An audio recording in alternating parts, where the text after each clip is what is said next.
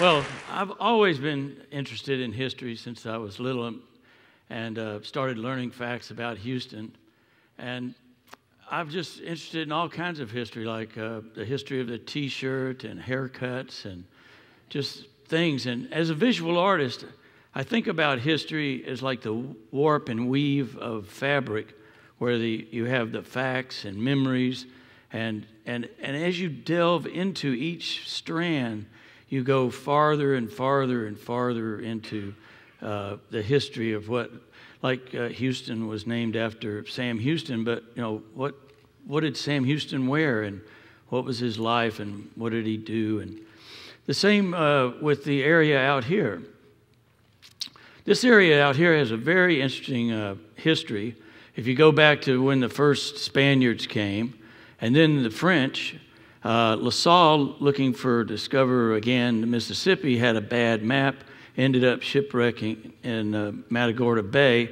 But at the same time, he gets to claim Texas like the Spaniards.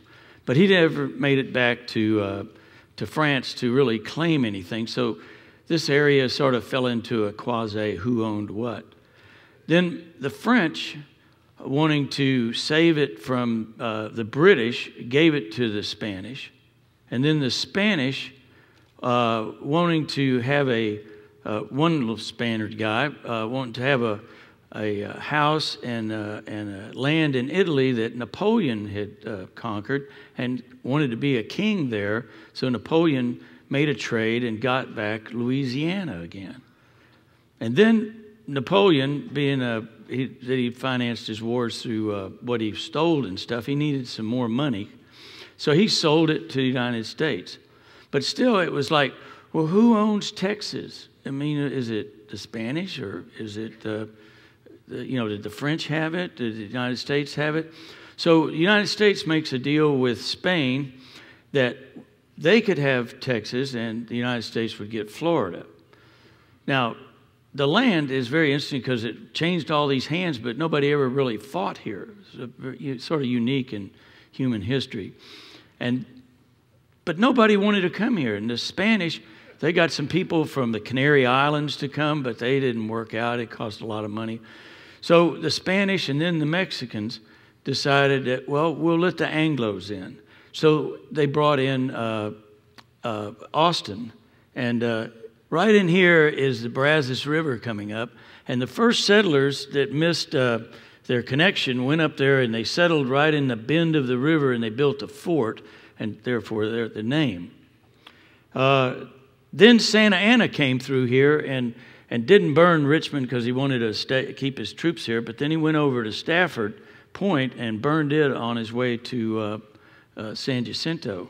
So then this guy, he comes along and goes out to the gold fields and makes some money and comes back and buys Mr. Williams' property, and he decides he's going to change the name to Sugarland. And the first railroad in Texas was on its way out to Stafford's Point from Harrisburg. And so he got it to go buy his new Sugarland place, and that's the road that runs along 98. Then he went off to war with these guys and the Terry Rangers and got killed in the first battle. And then his land was bought by Mr. Cunningham, and then they sold it. Later on, they sold the land to well, I'll get to that in a minute. Anyway, this is the old courthouse in Richmond. And after the Civil War, the politics, if you think about today's politics, is pretty bad. They were actually shooting at each other out there then. And it floods a lot in Richmond in the old days. This whole area would flood like this. And it was quite famous for floods until we did all the drainage ditches. And then Sugarland, the Kempners and Eldridge bought and developed it, and that's when they made it into the town that's a company town that lasted until it became a city in the late 50s.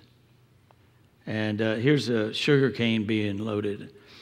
One of the things that I think is fascinating about history is that if you think of it and the string theory, that every time you do something, and there might be a different reality, a different universe created, because if you go this way or that way, like if LaSalle had had a good map, maybe he would have never landed, Anyway, that's one of the fascinating things about history to me.